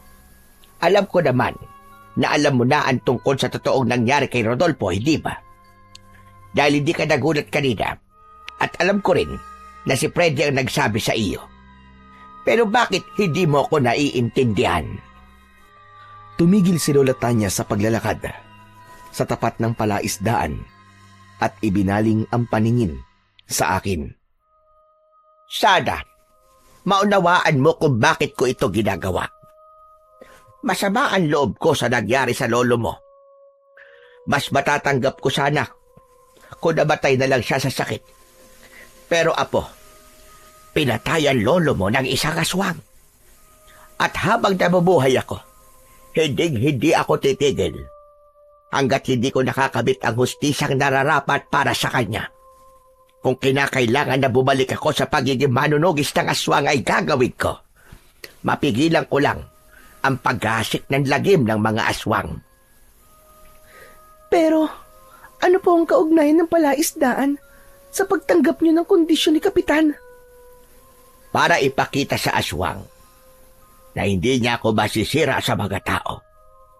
Naniniwala ako na ginagawa niyang tapunan ng patay ang palaisdaan para siraan ako sa paningin ng mga tao. Kutob ko, may dahilan kung bakit niya ako ginugulo. Kaya lalaban ako siya. Nakahanda ako sa paghaharap namin ng aswang na pumatay sa lolo mo. Bumakas ang galit sa muka ni Lola Tanya. Kitang-kita ko ang pagnanais niya na mabigyan ng hustisya ang pagkamatay ng lolo ko. Pagkatapos niyang sabihin yun, iniwan niya ako sa tapat ng palaisdaan. Nahabol ko na lang siya ng tanaw hanggang sa pagpasok niya sa loob ng mansyon. Pagkatapos kong makapag-isip, ay naglakad na rin ako papunta sa bahay. Dumiretso na lamang ako sa silid ko. Humiga ako sa katre habang nakatingin sa bubong. Dala ng pagod ay agad akong nakatulog. Napabalikwas ako ng bangon nang marinig ko ang kalampag ng mga kalderong nahulog sa sementadong sahig. Napatingin ako sa nakabukas na bintana. Madilim na ang paligid. Hindi ako ginising ni Lola para mananghalian. Masama yata ang loob niya sa mga nasabi ko kanina. Dahan-dahan akong bumaba sa katre at naglakad palapit sa pintuan ng aking silid. Binuksan ko ang pinto at tumambad sa aking paningin ang madilim na kusina. Walang sindi ang gasera, kaya hindi malinaw sa akin kung ano ang narinig kong ingay kanina. Ngunit wala naman akong nararamdaman na pag-iinit sa palawit ng kwintas ko. Kaya dahan-dahan akong naglakad papalapit sa kalan. Maya-maya pa ay muling naulit ang ingay na parabang hindi ako nag-iisa sa loob ng kusina. Kaya naisip ko na tawagin si Lola. Lola Tanya, ikaw ba yan? Bakit hindi niyo bubuksan ang gasera? Ngunit wala akong natanggap na tugon mula kay Lola. Sa halip, isang nakakakilabot na pag-angil ang narinig ko. Kasunod ng mabahong singaw mula sa kusina. Ang pinagtataka ko lang Nang mga sandaling yon, ay wala akong maramdaman sa pag-iinit sa suot kong agimat. Kaya mas lalo kong nilakasan ang pagtawag ko. Lola Tanya? Nasaan ka? Lola? Kasabay ng pagsigaw ko, ang mga daing sa sahig mula sa boses ng lola ko. Bumundo lang kaba sa aking dibdib. Napaupo ako at sinubukan kong kapain ang sahig. Naisip ko na baka ang ingay na naririnig ko ay nanggagaling sa bumagsak na si Lola Tanya. Bigla ang pagsalakay ng takot ko. Mas tumindi ang naaamoy kong malangsa. Nagsimulang manginig ang mga tuhod ko. Lola, sumagot ka! Nasaan ka, Lola? Hindi po kita makita! Yumuko ako at pinagpatuloy ang pagkapa sa sahig. Pero bigla na lang na may tumamang kamao sa mukha ko. Bumagsak akong pasadsad sa sementadong sahig. Dahil doon ay natitiyak ko na meron na ibang nilalang ang nakapasok sa bahay namin at nasa panganib ang lola ko. Kahit wala akong nakikita, ay sinubukan kong iwasiwas ang kamao ko. Pilit kong inaabot ang kalaban na sumuntok sa akin. Maya-maya pa ay biglang lumiwanag ang suot kong mutya. Kahit papano ay nakatulong yun upang makita ko ang paligid. Nanlaki ang mga mata ko nang makita ko si Lola. Nakahando sa isa sahig. Meron siyang dugo sa noo. May kalmot din siya sa dibdib at nawawala ang suot niyang agimat. Agad akong lumapit at inilinga ang paningin sa paligid. Ngunit wala akong makitang ibang nilalang na naroon. Lola, ano nangyari? Sino po may gawa nito sa inyo? Nandito siya. Nandito siya, apo. Lola, lakasan niyo po ang boses niyo. Hindi ko po kayo marinig. Ngunit nawalan na ng malay si Lola Tanya. Hindi ko alam kung ano ang gagawin ko ng mga sandaling yon dahil nag-aalala ko at naguguluhan sa mga nangyayari. Pinilit kong buhatin si Lola, ngunit bigla akong natigilan nang makita ang nilalang na nakatayo sa harapan ko. Halos manlaki ang mga mata ko nang makita ang isang nakakatakot na nilalang. Kulay berde ang kanyang balat, makintab na parabang basa. Kulay pula ang mga mata. Wala itong ilong, ngunit may pangil sa bibig na may bahid pa ng dugo. Nakadagdag sa takot ko ang dalawa niyang matulis na sungay. Napatayo ako at umasa sa liwanag ng suot kong mutya. Hayop ka! Sinaktan mo ang lola ko! Magbabayad ka! Magbabayad. Ang lola mo ang may utang sa akin.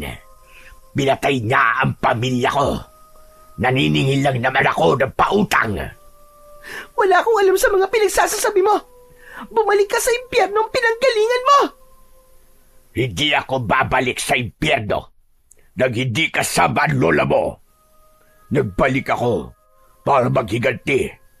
Uubusin ko ang mga lahi ninyo. Hindi! Hindi mo makukuha ang mga gusto mo. Kung meron man na dapat mamatay dito, walang iba kundi ikaw. Dahil kampong ka ng kadiliman, kampong ka ni Satanas. Kung ano man ang pagkakautang ni Lola sa'yo, sapat ng kabayaran ang ginawa mong pagpatay sa lolo ko, hayop ka! Hindi ka pa nasiyahan. Nandamay ka pa ng mga taong walang kalaban-laban. Nagkakamali ka. Lahat sila may kasalanan. Dahil sila ang ipinagtanggol ng lola mo. Kaya sa naging manunugis doon, isa ako sa naging biktima ng kasamaan niya. Kaya naririto ko para iparamdam sa kanya kung paano mawalan ng mahal sa buhay, kagaya ng ginawa niya sa pamilya ko. Pwes, magdadaan ka muna sa ibabaw ng bangkay ko. Talagang dadaan ako sa bangkay mo dahil papatay kita. Ibibigay ko sa'yo ang laban na hinahanap mo. Biglang naglaho ang nilalang sa harapan ko. Natakot ako dahil hindi ko pa alam kung paano gamitin ang mutya na suot ko. May kakayahan ng aswang na maglaho at agad na magpapakita upang umatake.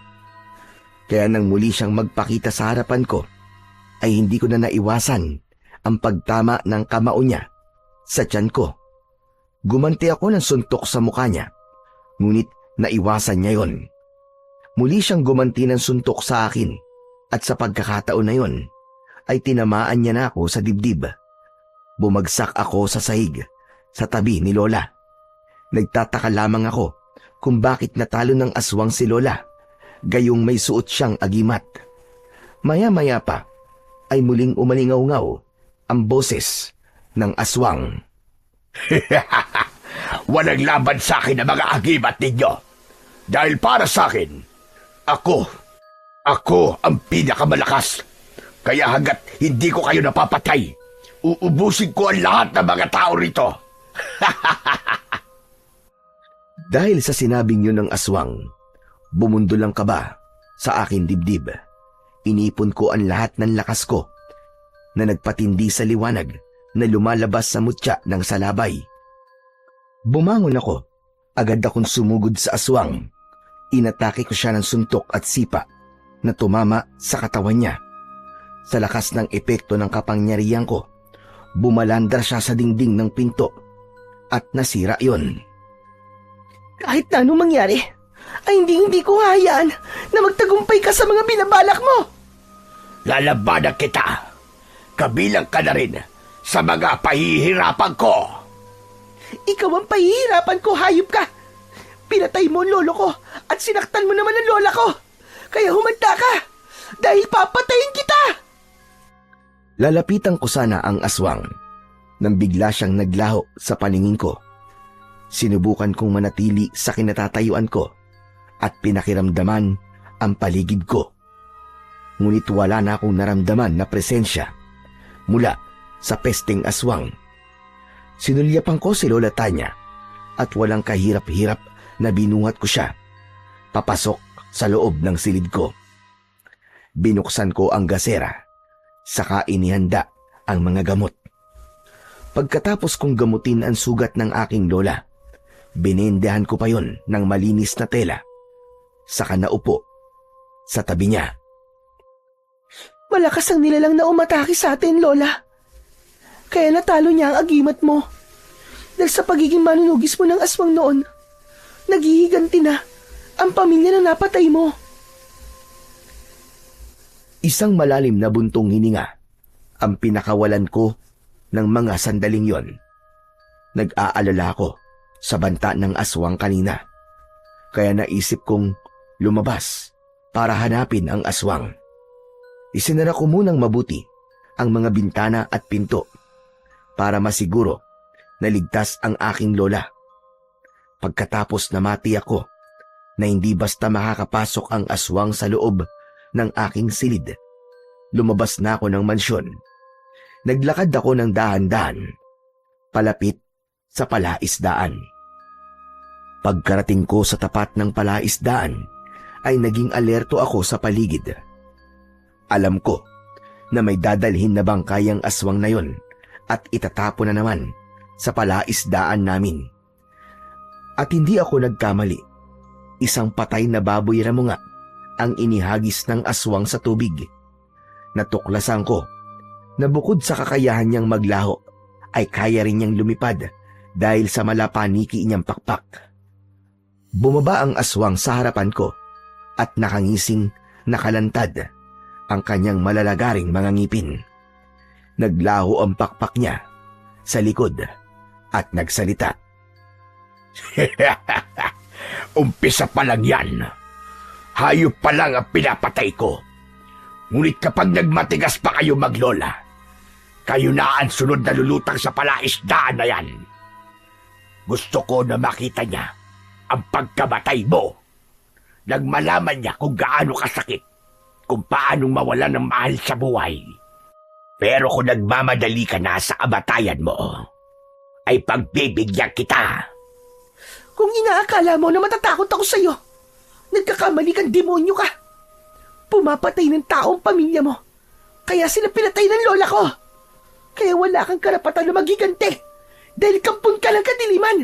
Kahit anong mangyari, pipigilan kita. Sige, subukan mo kung kaya mo kong pigilan. Umatake sa akin ang aswang ng kalmot, sipa at suntok na agad ko namang naiwasan. Gumanti ako sa kanya ng pagsuntok sa likod, kaya bumagsak siya sa lupa. Nang tumayo ang aswang, ay muling tumubo ang kanyang mga pakpak. Sinubukan niya akong dagitin, ngunit nakaiwas ako. Sa muling pagharap namin, ay bigla kong naramdaman ang paninigas ng aking mga binti. Pakiramdam ko, hindi ko maigalaw ang aking mga kamay ng sandaling yon. Ginamit niya ang malakas na hipnotismo para hindi ako makalaban sa kanya. Nang mga sandaling yon, ay nakaramdam na ako ng labis na takot. Lalo na nang dahan-dahan siyang humahakbang papalapit sa aking kinaroroonan. Sinabi ko naman sa iyo na hindi mo ko kaya. Kung ang lola mo nga ay madali kong natalo kahit may agimat pa siya, ikaw pa kaya na bago lamang sa paggamit ng mutya? Gusto mo bang magkwento muna ako sa'yo habang pinapatay ko ang lolo mo nun? Hayop ka! Papatayin kita! Papatayin talaga kita! Pakawalan mo ako dito! Pakawalan mo ako! Huwag ka munang magsalita. Hindi mo maririnig ang mga ikikwento ko sa'yo kapag maingay ka. Alam mo ba, unti-unti ko lang naman pinatay ang lolo mo noon. Ganito rin, kagaya ng nangyayari sa'yo ngayon. Ang buong akala niya siguro ay mahina ako. Pakawalan mo ako, hayop ka! Lumaban ka ng patas! Patas naman akong lumaban Ayaw mo bang marinig ang kwento ko? Kung paano kong pinahirapan si Rodolfo? Kung paano kong hinugot ang laman loob niya sa loob ng kanyang tiyan? Pagkatapos, ipinatikim ko sa kanya ang lasa nun para naman patas para sa kanya. At siyempre, sinaluan ko siya nang hindi naman siya malungkot.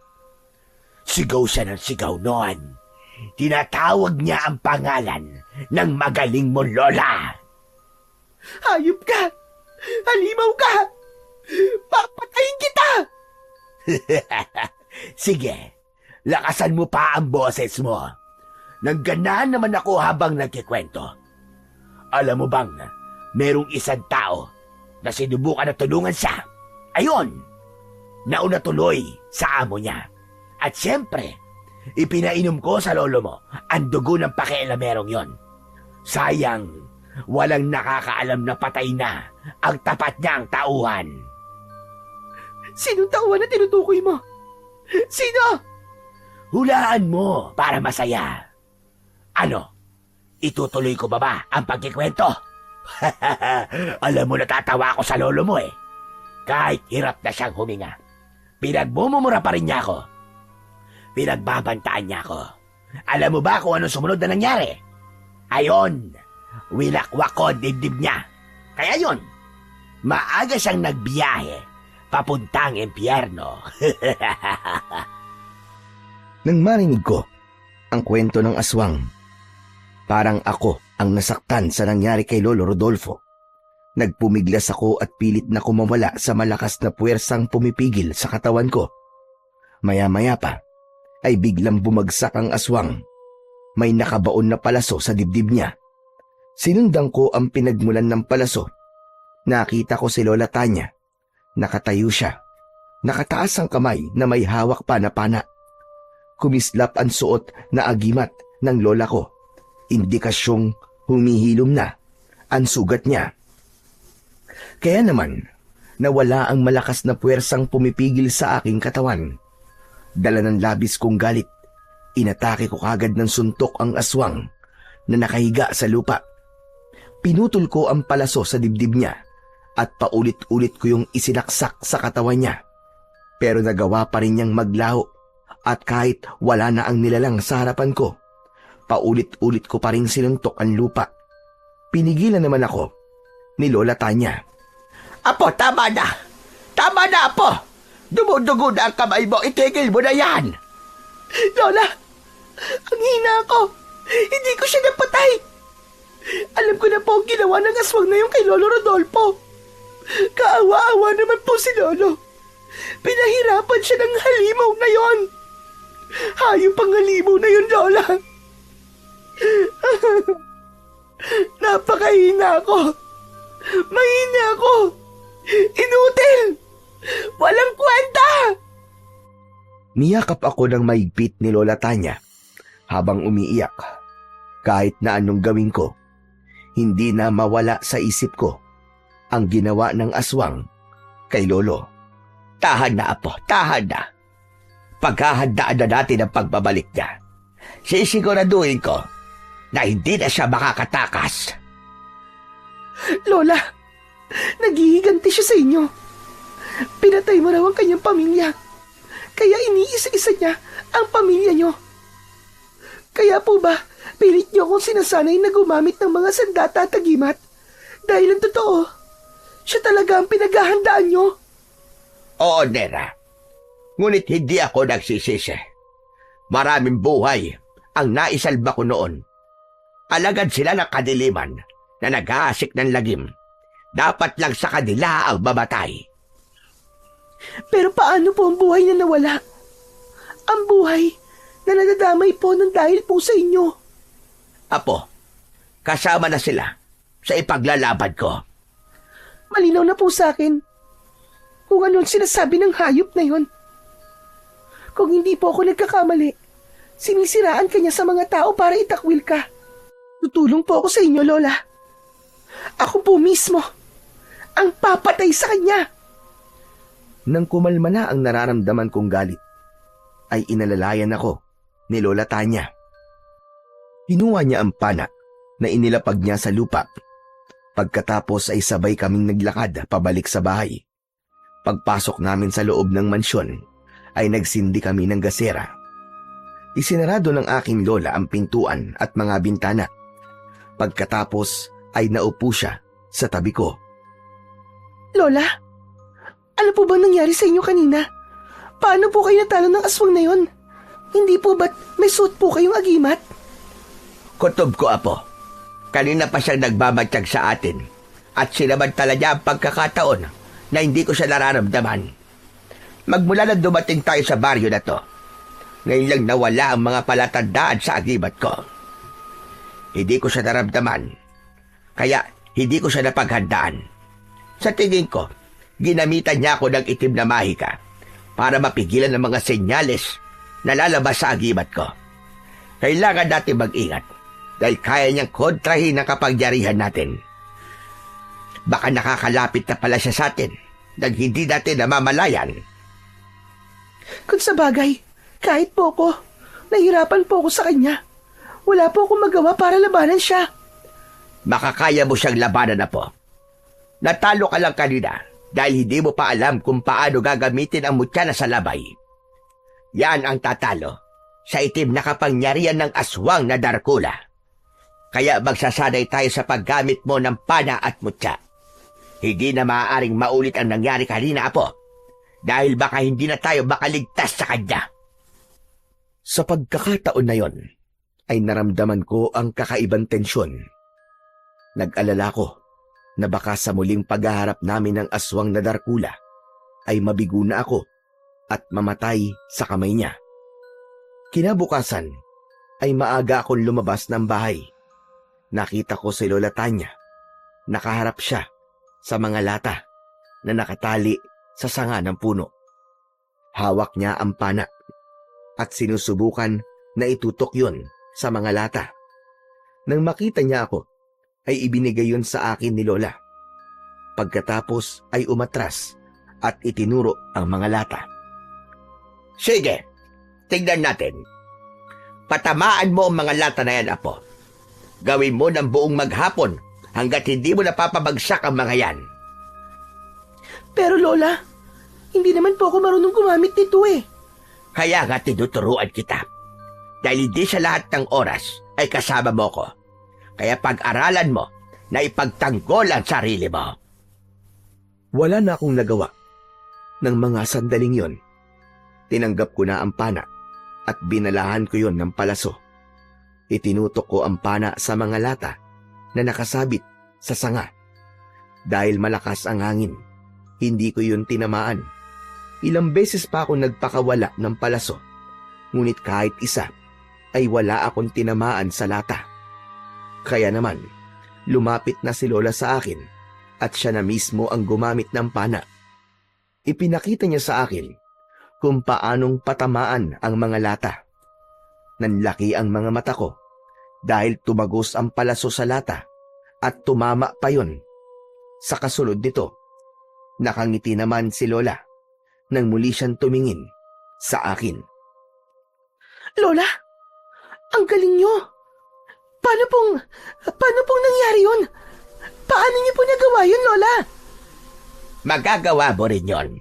Basta focus ka lang at patibayin mo ang dalawang braso mo. Huwag mong isipin na merong hangin. Ang isipin mo ay kung paano mo tatamaan ng mga lata. Hala, sige. Ikaw naman ang pumala sa mga lata. Subukan mo. Muling ibinigay ni Lola Tanya ang pana sa akin. Pagkatapos ay hinawakan ko yon ng maigpit. Itinaas ko ang kamay ko at sinunod ang sinabi sa akin ni Lola. Sinipat ko ang lata. Halos hindi ako humihinga ng mga oras na yon. Nang matiyak ko na sakto na ang posisyon ng pana ko, agad kong pinakawalan ang palaso. Nagulat ako nang tamaan ko ang lata. Sa lakas ng pagtama ng palaso sa lata, ay nahulog yun sa lupa. Hindi na tuloy maitago ni Lola ang labis na tuwa. Mahusay! Mahusay, apo! Nasa pulbo! Madali ka naman palang batuto. Nakakatuwa naman po, Lola Tanya. Hindi ko po akalain na magagawa ko po kagad patamaan ng lata. Alam kong magagawa mo, apo. Sige na, magsanay ka pa ng gusto. Ituloy mo lang ang ginagawa mo at ako naman magpapakain muna ako ng mga isda. Nang makaalis na si Lola Tanya sa harapan ko, ay muli akong nagsanay sa paghawak ng pana. Tumagal yon ng halos 1 oras. Dahil sa pagsisikap ko na matuto, ay nagawa kong maubos ang mga lata nang walang kahirap-hirap. Sa labis na kaligayahan na aking nararamdaman, ay sumunod ako kay Lola sa palaisdaan. Balak ko sanang ibalita sa kanya na nagawa ko na ang ipinag-uutos niya. Ngunit bigla akong natigilan mula sa aking kinatatayuan. Tanaw ko kasi na nag-uusap sina Lola, si Kapitan at si Freddy. Para bang seryoso sila sa kanilang mga pinag-uusapan. Pagkalipas ng ilang sandali, ay hindi na ako nakatiis. Agad akong lumapit sa kanila at naabutan ko na nagsasalita si Kapitan Eli. Kahapon ko lang nalaman, Lola Tanya, na merong mga aswang na gumagala sa lugar natin. Ipinagtapat na sa akin ng anak ko si Freddy ang tungkol sa aswang na pumatay kay Tatay Rodolfo. Nabanggit rin niya sa akin na dati kayo manunugis ng mga aswang.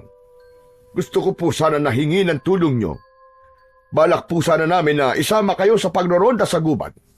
Malaking bagay po kasi kapag merong nakakaalam sa galaw ng mga aswang. Pwede naman sana, Kapitan, na sumama sa inyo. Kaya lang matanda na ako at mahina na ang katawan. Baka hindi ako tumagal sa paglalakad at maging sagabal pa ako sa inyo. Tay, tama naman po sinabi ni Lola Tanya. Baka mapahamak siya kung isasama pa natin siya. Ako po. Ako na lang po ang sasama, imbis po na si Lola Tanya. Ako po ang tutulong sa inyo, Kapitan Eli. Teka, sigurado ka ba, Hanera? Sigurado po ako, Kapitan Eli. Matutulungan ko po kayo at malalaman po ang galaw ng mga aswang. Gagawin ko po ito para sa katarungan sa pagkamatay po ng lolo ko. Isa pa, tinuruan naman po ako ni Lola sa pakikipaglaban Kaya Hindi po ako magiging pabigat sa inyo. Pinapangako ko po yan. Abay, ganun ba? Mabuti naman kung ganun.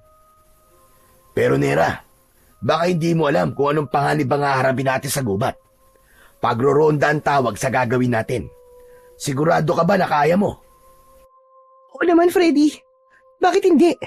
Kung kaya niyo mga lalaki, aba, di hamak naman na kaya rin namin mga babae. Kung kailan desisyon mo, Apo, sige, susuporta kita. May tiwala ako sa kakayahan mo. Teka, nagawa mo na ba ang ipinapagawa ko sa iyo kanina? Opo, Lola, tapos na po. Napabagsak ko na po lahat ng mga lata. Sapul po lahat. Magaling, Apo. Magaling ka talaga. Salamat naman at nagawa mo na maayos. Ikaw naman, Freddy. Ikaw na ang bahala sa apo ko. Huwag mo siya susubukin. Napigilan. Matigas ang ulo ng batang yan. Kaya, suportahan na lang natin siya. Opo, Lola. Wala naman po akong magagawa eh. Makakaasa po kayo. Naiingatan ko po siya. Kailan ba tayo magsisimula sa pagroronda, ha, Freddy? Kung pwede sana, kahit mamayang gabi na, Nera. Dadaanan ka na lang namin dito ni Freddy. O paano, Lola Tanya? Aalis na po kami. Maraming salamat po sa pakikiisa nyo. Pasensya na rin po kayo sa abala. Wala yung kapitan. Sige na. Salamat din po sa inyo. Mag-iingat po kayo. Nang makaalis ang mag-ama, ay isang malalim na buntong hininga ang pinakawalan ng aking lola. Nakatayo kami habang nakatingin sa palaisdaan. Para akong nakahinga ng maluwag dahil sa wakas, alam ko na meron na kaming makakatulong sa pagtugis sa mga aswang. Pagkatapos ng tagpong yun, ay umalis na kami sa tapat ng palaisdaan. Pagsapit ng gabi, ay dumating na nga sina Kapitan Eli at Freddy. 18 mga lalaki ang kasama ko at 2 babae. May mga hawak silang sulo, sibat, itak, at ako naman ay may bitbit na pana at punyal na nakatali sa hita ko. Handang-handa na ang lahat sa aming pagroronda. Mga kasama, makinig kayo lahat. Handa na ba kayo? Kahit na anong mangyari, ay sikapin natin na maging ligtas at makauwi sa mga pamilya natin ng buhay. Kapag nasa gubat na tayo, ay hindi tayo maghihiwa-hiwalay. Para sa oras sa salakayin tayo ng mga aswang, ay malalabanan natin sila. Kayang-kaya natin tapatan ang kanilang puwersa. Tayo na mga kasama. Isa-isang sumang-ayon ang mga kasama namin. Ako naman ay nanatiling walang imik sa tabi ni Freddy. Kabado ako ng mga oras na yon at pinagpapawisan ng malamig at malapot ang aking noo. Lalo na nang magsimula na kaming maglakad papasok sa kagubatan. Pagbungad pa lang ng aming mga sulok ay kumalat kagad ang liwanag sa kakawihan. Nabulabog namin ang mga hayop na nakatira doon. At dahil sa aming ilaw, ay biglang nakaramdam ang pangkat namin ng kaluskos sa paligid. Uminit din ang suot kong agimat. Pagkatapos, ay malakas na sumigaw si Freddy habang nakatutok ang sibat niya sa madilim na bahagi ng kakawihan. Mga kasama, nariyan ang mga kalaban! Alerto kayo! Dahil sa sinabing yun ni Freddy, naging alerto kami sa aming paligid. Mabilis ang paglinga namin sa unahan at hulihan ng aming daan. Saka ko lang napansin na parabang kulang na kami ng 2 miyembro. Teka, sandali lang po, Kapitan. Para pong nawawala po ang 2 babae na kasama natin, ah. Nang mapansin ni Kapitan Eli na nawawala nga ang 2 babae na kasama namin, napamura siya at mas lalong bumilis ang paglinga sa paligid habang itinututok ang sulo sa unahan ng daan. Anak ng putya, oo! Bakit walang nakapansin sa inyo na wala na ang 2 babaeng kasama natin? Ano ba kasing ginagawa nyo? Maging alerto kayo! Kahit ako ay aminadong hindi ko rin yun napansin. Masyado kaming nalibang sa paglalakad. Sinubukan ni Kapitan na tawagin ang pangalan ng dalawang babae dahil baka naligaw lamang ang mga ito.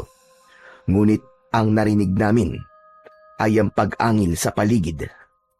Maya-maya pa ay lumitaw sa harapan namin ang maraming aswang na darkula. Doon na kami nagsimulang magkagulo. Natakot ang mga kasama ko dahil hindi nila inaasahan na magpapakita sa amin ang ganong karaming mga aswang. Itinaas ko ang aking pana at sunod-sunod na nagpakawala ako ng palaso sa ere. Tinamaan ko ang mga aswang na darkula at bumagsak ang mga yon sa lupa habang nagkikikisay ang katawan nila. Nera! Nera, sa likod mo! Ngunit huli na para tamaan ko ng palaso ang umaatake sa akin na aswang. Dinagit ako ng aswang at inilipad ako sa impapawid. Nabitiwan ko ang hawak kong pana. Pero dahil sa suot kong mutya ng salabay, napaso ang aswang at nabitiwan din niya ako. Naramdaman ko ang pagtama ng katawan ko sa sanga ng puno. Ngunit nakakapit ako kaya hindi ako tuluyang bumagsak sa lupa. Mabilis akong bumaba sa puno at ginamit ang punyal na nasa hita ko. Agad kong sinalubong ang mga kalaban at nilaslas ang kanilang mga leeg. Bumagsak ang mga yon sa lupa habang bumubula ang sariling bibig. Lumilitaw ang malaasidong epekto ng aking kapangyarihan sa katawan nila hanggang sa tuluyan silang masunog at maging abo. Sa paglingon ko sa mga kasama ko, marami sa kanila ang nasugatan. Kaya naman, lumapit ako sa kanila at ako naman ang humarap sa mga aswang. Hoy! Ako ang harapin nyo! Mga impaktong buwang kayo! Nagpasirko-sirko ako sa ere, papalapit sa mga kalaban ko. Bawat aswang na tamaan ng sandata ko ay bumabagsak ang mga yon sa lupa hanggang sa masunog ang katawan at tangayin ang abo ng hangin. Sa pagtayo ko para kumustahin ang mga kasama ko, napansin ko na nawawala sina Kapitan Eli at Freddy. Freddy! Freddy! Kapitan Eli! Nasaan po kayo? Sumagot kayo! Biglang bumundol ang kaba sa dibdib ko. Maya-maya pa ay nilapitan ko ang lalaking sugatan. Tinanong ko siya at sinabi niya sa akin na umalis daw ang mag-ama. Biglang lumiwanag ang suot kong mutya. Palatandaan yon ng isang panganib at babala. Iniwan ko ang mga kasama ko dahil iba ang kutob ko. Bigla kong naalala si Lola. Wala siyang kasama sa mansyon ng mga sandaling yon. Hindi ko alam kung bakit bigla akong kinabahan. Kaya malalaki ang hakbang ng mga paa ko na tinaak ang daan pabalik sa palaisdaan. Diyos ko! Diyos ko, sana po nagkakamali lang ako. Hindi maaari. Huwag niyo pong pababayaan ang lola ko, Panginoon ko. Nakikiusap po ako sa inyo. Lahat ng kaba na nararamdaman ko ng mga oras na yon ay mas lalong nagbigay sa akin ng matinding pagsisikap na makarating kagad sa mansyon sa palaisdaan. Pagkalipas ng ilang minutong pagtakbo ay narating ko na kagad ang kinaroroonan ng palaisdaan at hindi nga ako nagkamali sa babalang ipinaramdam sa akin ng aking mutya ng salabay. Nakita ko na pinagtutulungan ni na Kapitan Eli at Freddy si Lola Tanya. Hoy! Ano ginagawa niyo kay Lola Tanya? Akala niyo ba magtatagumpay kayo sa binabalak niyo? Tay, alam niyo na tungkol sa atin. Nawala na ang bisa ng itim na maika sa agimat niya. Kahit na bisto niya tayo, anak, hindi ko hahayaan na mabuhay siya. Sige na, patayin mo na siya! Pakawalan niyo si Lola! Bakit niyo siya sinasaktan? Pakawalan niyo siya! Hindi pa rin ba malinaw sa'yo ang lahat, Nera? O nagtatanga-tangahan ka lang? Pinaghandaan namin ang pagbabalik ninyo. Matagal ng patay ang may-ari ng mukha namin. Kaya madali lang sa amin ang mahulog kayo sa patibong namin. Ang bilis nung magtiwala. Wala kayong kaalam-alam na may bisa ng itim na mahika ang mga agimat nyo para hindi nyo kami maramdaman. Pero ngayon, na natuklasan mo na ang pagkatao namin, wala nang dahilan para magtago. Mula sa harapan ko ay biglang nagbago ang anyo nila. Naging isang aswang na Darkula at si Freddy pala ay ang aswang na nanloob sa amin sa mansyon. Hindi na ako nagdalawang isip. Ginamit ko ang kapangyarihan ko para labanan ang dalawang aswang. Si Lola Tanya naman ay hinarap si Kapitan Eli. Ako naman ay kay Freddy. Nagpambuno kami. Kapangyarihan namin laban sa kapangyarihan nila. Sa una ay nahirapan ako dahil malakas ang kapangyarihang itim. Muntik mo na akong maisahan, Freddy. Hindi ko hahayaan na magtagumpay ka sa mga plano mo. Demonyo ka pala! Hindi ko rin naman nahahayaan na magtagumpay ka.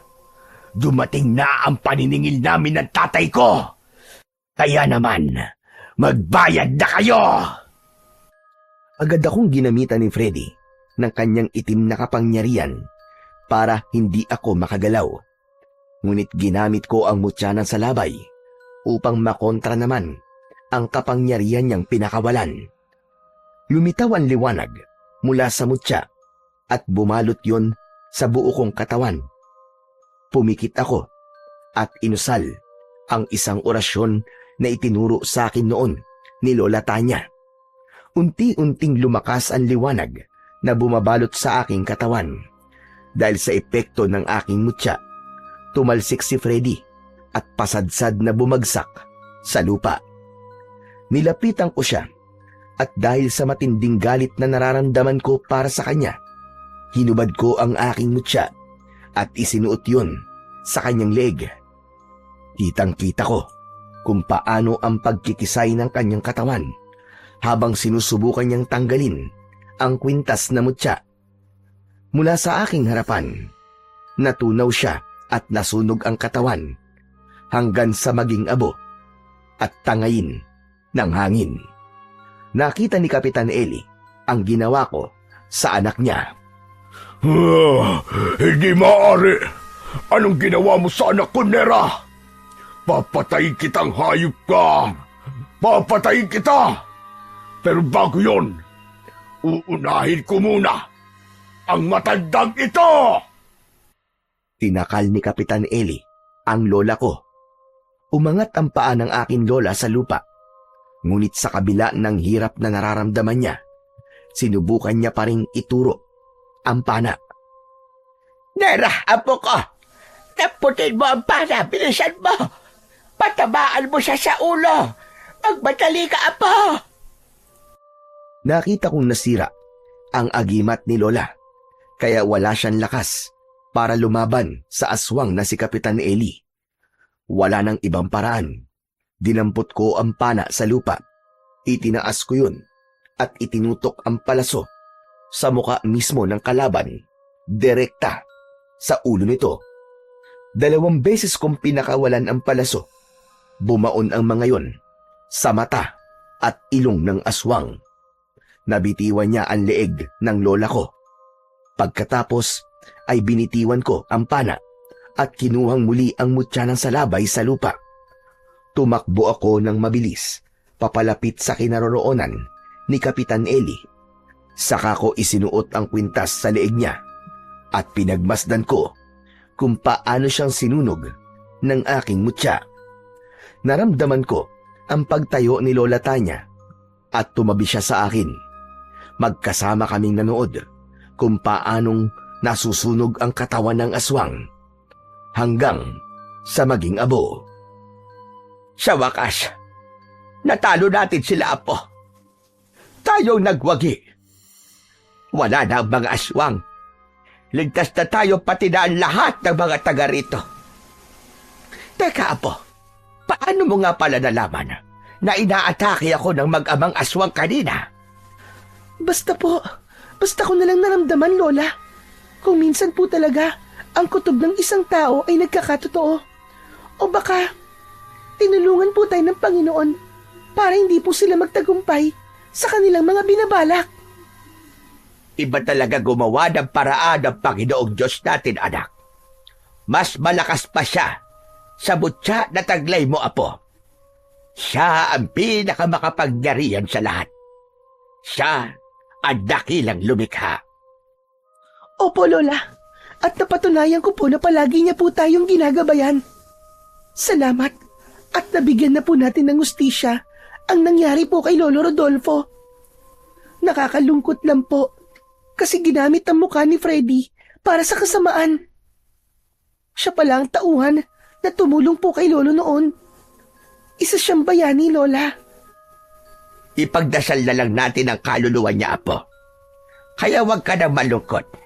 Ang mahalaga ay matatahimik na ang kaluluwa nila dahil sa wakas ay napatay mo na ang mga aswang na pumatay sa kanila. Nang mga sandaling yon, ay saka lamang ako nakahinga ng maluwag.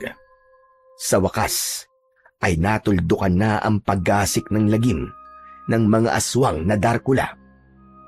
Natutunan ko na hindi pala tama na basta na lamang magtiwala sa mga taong nagpapakita sa atin ng kabutihan dahil muntik na akong maniwala kay Freddy. Dahil talaga naman na maginoo siya at talagang tumulong sa amin ni Lola. Iyon pala ay bahagi lamang yon ng pagpapanggap niya para maisakatuparan ang paghihiganti niya. Hindi pala biro ang maging isang antingerang manunugis dahil marami ang nakakaaway at maaaring madamay ang pamilya. Sa ngayon po, ay muling bumalik sa katahimikan ang baryo, pati na ang respeto ng mga tao kay Lola. Tuluyan na po naming ipinasara ang palaisdaan at bumalik na kami sa Maynila. Hanggang ngayon po ay suot ko pa rin ang mutya ng salabay. At sa tuwing nakikita ko po ang kwintas ko, ay naaalala ko ang nakakakilabot na karanasan na yon sa probinsya ng aking lola. Hanggang dito na lamang po ang natatangi kong karanasan at maraming salamat po sa pagbabasa. Ang kwentong inyong napakinggan ay nagpapakita lamang na sa dulo ng bawat laban, mapapatunayan na walang puwersa ng kadiliman ang makakadaig sa pusong may determinasyon at pananalig. Ang kanilang pagsisikap ay naging paalala na sa bawat pagsubok, ang liwanag ng kabutihan ay laging mananaig kung hindi tayo susuko. Ang hustisya ay hindi kagad dumarating, ngunit sa pagtsatsaga at katapatan sa layunin, ito'y tiyak na magwawagi. Sapagkat sa mundong puno ng dilim, ang tunay na sandata ay hindi lamang lakas o tapang, kundi ang paniniwala na ang kabutihan ay laging magbabalik. Mas malakas, mas makatarungan, at mas matatag kesa sa inaasahan.